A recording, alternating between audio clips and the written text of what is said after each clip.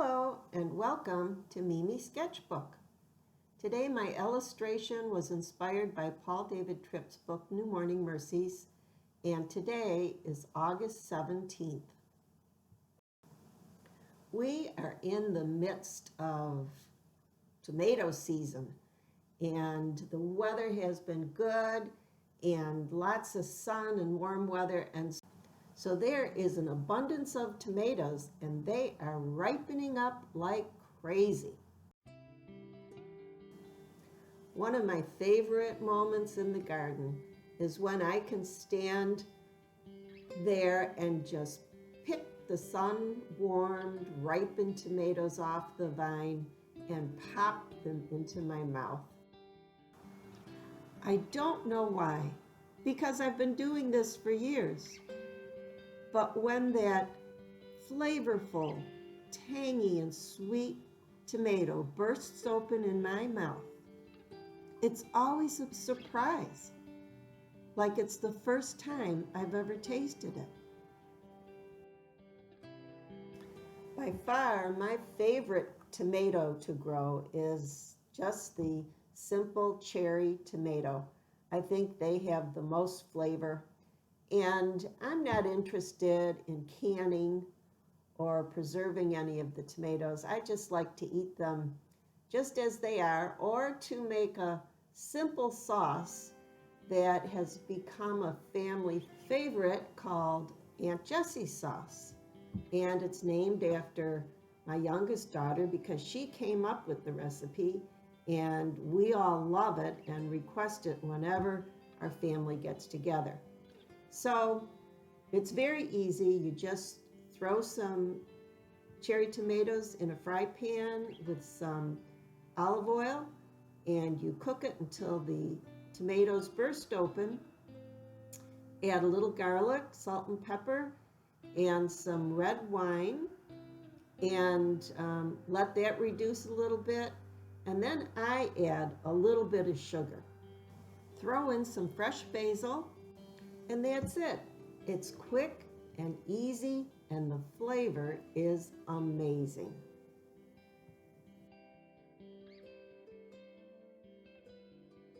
If you've ever grown cherry tomatoes, you know that it is a robust plant. And if you don't have some plan to control that growth, before you know it, you will have a huge, wild, tangled mess of branches and leaves and suckers, and you won't know which end is up, and you lose a lot of your beautiful tomatoes because you can't see them or they're buried down at the bottom, and many fall off, and there's a lot that go to waste. And that's exactly how my tomato plants looked. Until one day I visited my friend's garden and saw her tomato plants.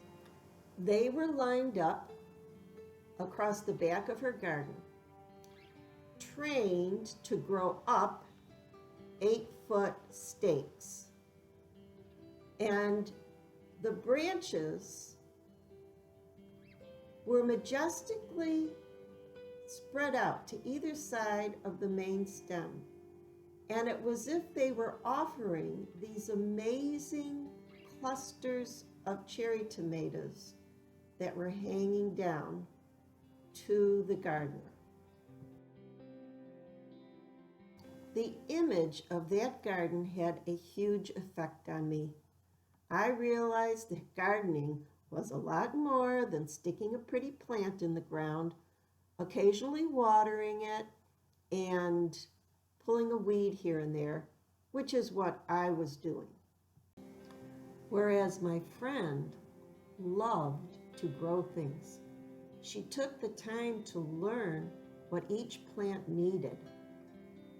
She designed a beautifully organized space to grow in, and she gave it the attention that they needed to thrive. It wasn't a big garden, but it sure was a gem. And visiting that garden was an eye-opening experience to me of what a garden could be.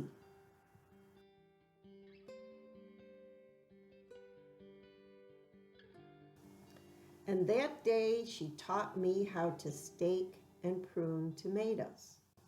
But first, you have to know that there are two types of tomato plants. One is called determinate, and that plant grows like a bush, and it'll only grow about 3 or 4 feet tall, and they'll do fine in a tomato cage. But the other kind, like the cherry tomato, is called indeterminate, and they will just keep growing and growing until they're killed by a frost. And it will produce tomatoes over a long period of time, whereas the short determinate bush plant will only produce fruit for about 2 weeks. So before you plant a cherry tomato, you should have a strong stake buried at least a foot into the ground. It needs to be very secure, and I would say at least 8 foot tall. Once you plant your cherry tomato, you will want to identify the junction where the 2 side branches grow off the main stem, because that is where a sucker branch will start to grow. And you will need to pinch off every sucker branch. This plant grows fast, so to stay on top of it, I would check it every 2 days. And every time a new set of side branches emerges, it's a good time to tie up the new growth to your stake and to pinch off the suckers. If you don't pinch off the suckers, each sucker will behave like a main stem and produce branches and more suckers and branches and more suckers. And instead of the energy from the plant going to your tomatoes, it will go to produce more and more branches.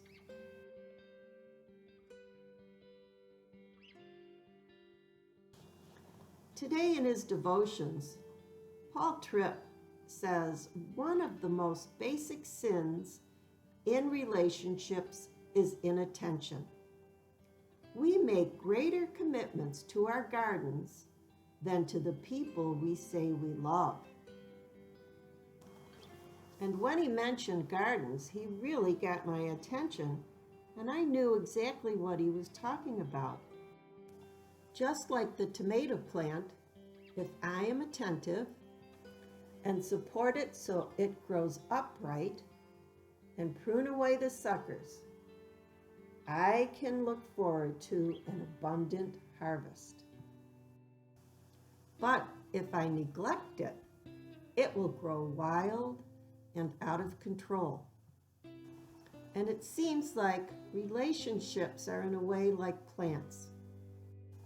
If I neglect a relationship, suckers can quickly sprout up. Suckers of conflict, bitterness, selfishness, pride, impatience, unkindness, they can sprout up. And they can turn something so important to me into something unproductive and out of control. But here's the good news. Our loving Heavenly Father is there to help us prune away those destructive suckers and help us to restore our neglected relationships with His transforming grace.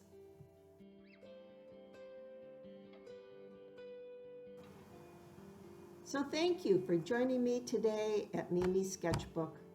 I hope this was an encouragement to you. And if it was, could you please subscribe or give it a thumbs up? And in that way, YouTube will help us to share the good news. Thank you and God bless.